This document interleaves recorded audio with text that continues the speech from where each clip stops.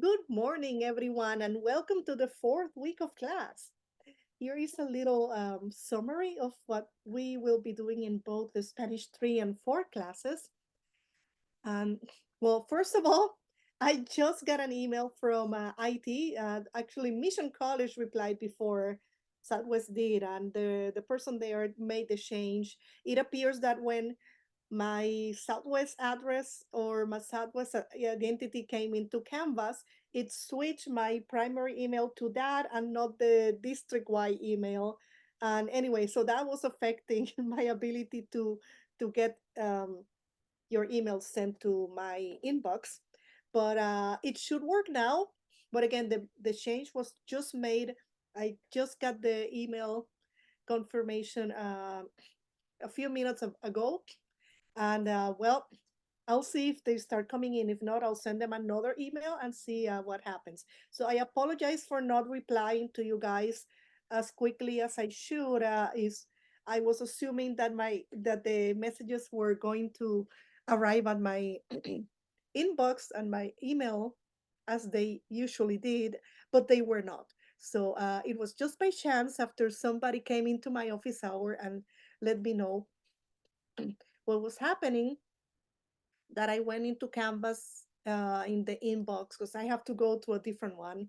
And again, that may be happening to some of you that I may be sending messages through Canvas. And if you don't have it set it up to go to your email, it may not be arriving. So please check that because this being online courses, I will be sending well, a high amount of emails to you guys with information and reminders about class. Anyway, so now let's go to a very brief share screen to let you know what we'll be doing. So now we are basically done with the preliminary grammar review, but of course the Spanish 3 and 4, we go and periodically review some aspects of grammar, and this benefits everyone, even those who already know it well. So you can know it better and are able to explain it to others whenever you want to or need to. So even in Spanish 4, we still do an exercise between ser and estar, and that is actually something covered in Spanish 1. But if you look at any textbook created for Spanish 4, it does include grammar review. And we did some, we haven't done all of it, but we will be embedding it into the little shells into each model. So this week, this is our fourth week here. So first, second, third, and fourth. Primera, segunda, tercera, y cuarta semana. So I moved some things that were due here.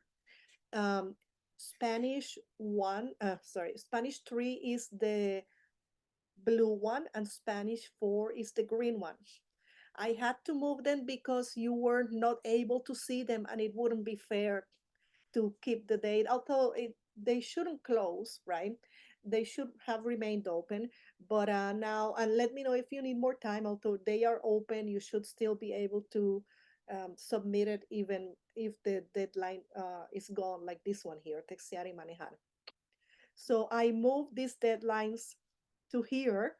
So that's why we kind of have a slower week beginning to this week, and then they are now due today and tomorrow mostly. So these are listening exercises, but again, this Lestaca is first I want you guys to try to do it on your own without listening to the song, to conjugate the verbs correctly. And then if you are still not sure, or if you make a mistake, you can play the song and it should give you the answer right there.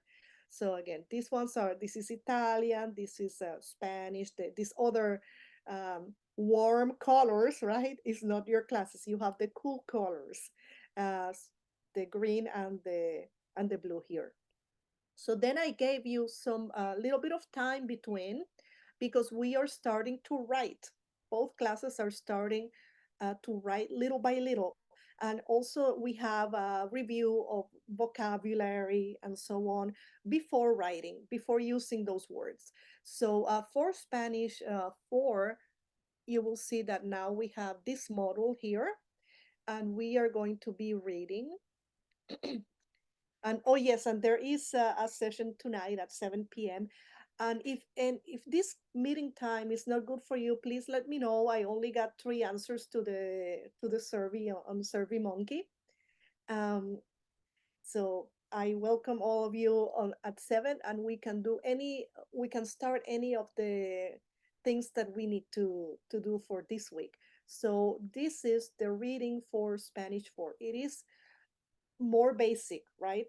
And this is past progressive when I was watching, right? And then there is description using the preterite and the imperfect, which is a Spanish 2 thing, but now we are in context at a more advanced level, right? This is preterite, right? So you know that when you set up a story, you start how things were. The description is typically in the imperfect, but now when it gets to where what things happen, right? What goes out of the ordinary that happened at a specific time, you turn into the preterite. So and then you see ocurría was what was happening. So some things are in the different tenses, right? But to read this, you probably need some of the vocabulary here.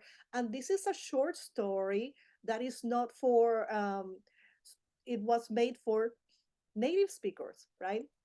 But I think we can tackle this effectively. All of us, even the heritage speakers, as well as the people who didn't grow up with speaking Spanish. So this is a good one to start with. And then we have an activity with vocabulary. This is a very straightforward activity.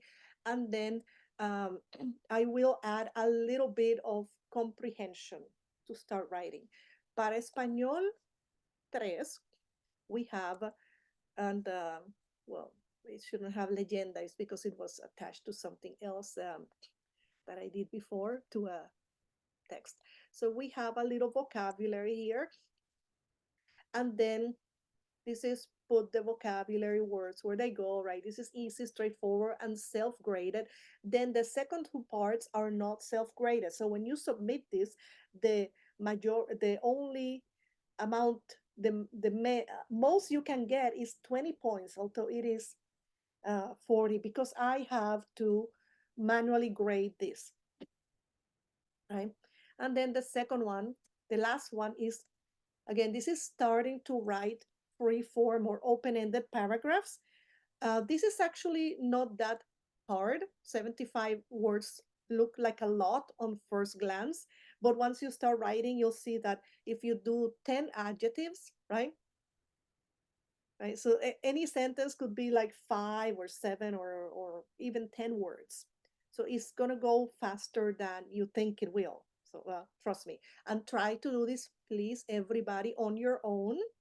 This may be easier for heritage speakers or Spanish speakers, but if you did not, if you are a Spanish student, meaning you didn't grow up with any Spanish, please try to do it on your own. Use your brain, trust it, and don't use any translation tools. I'd rather have you use whatever you know. And you know, if you go to a list of adjectives, either you are or you're not, right? You can go take a list of vocabulary if you run out of things to say, or even a list of verbs. Either you do them or you don't, or you like or you used to do them, right? For every verb, you can probably write at least 3 sentences. Um, well, if you are creative in that. So please try to do this again without, you can, the translation tools are good, but I would say only do, are good for like translating single words, right? If you don't know how to say this word, then by all means look it up, but don't look up the entire sentence.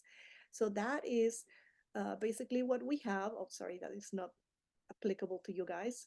So let's go to the, oh, let me just open the calendar here.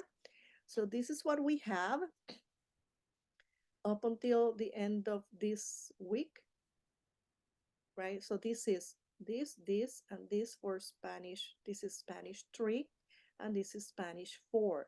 Again, la desesperación de las letras. This is a very short one, and I have another one, a little thing due the following Monday, which you cannot see here because that's right. Oh, actually, no, I think it's Sunday.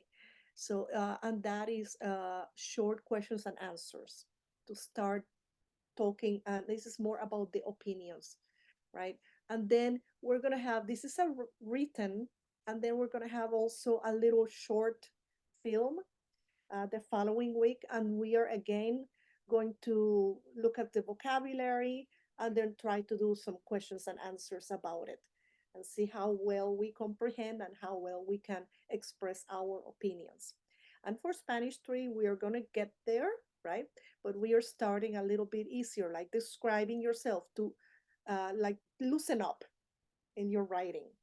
And later on, in about a couple of weeks, we're going to do a little activity together. Like you guys are going to do, like build a grammar chart. And we're going to do that on Google Docs since we don't have access to Spanish 3 and Spanish 4 and separating Canvas. But what we're going to do, Spanish 3 is going to do the lower tenses, and Spanish 4 is going to deal mostly with the subjunctive tenses. So not lower, the it's going to do the indicative mood, and Spanish, and then yes, Spanish 4 is going to do subjunctive. ¿Está bien? Pues nos vemos esta noche a las 7 y que pasen un lindo día. Oh, no, esto no es recording. Ah, I can't stop it.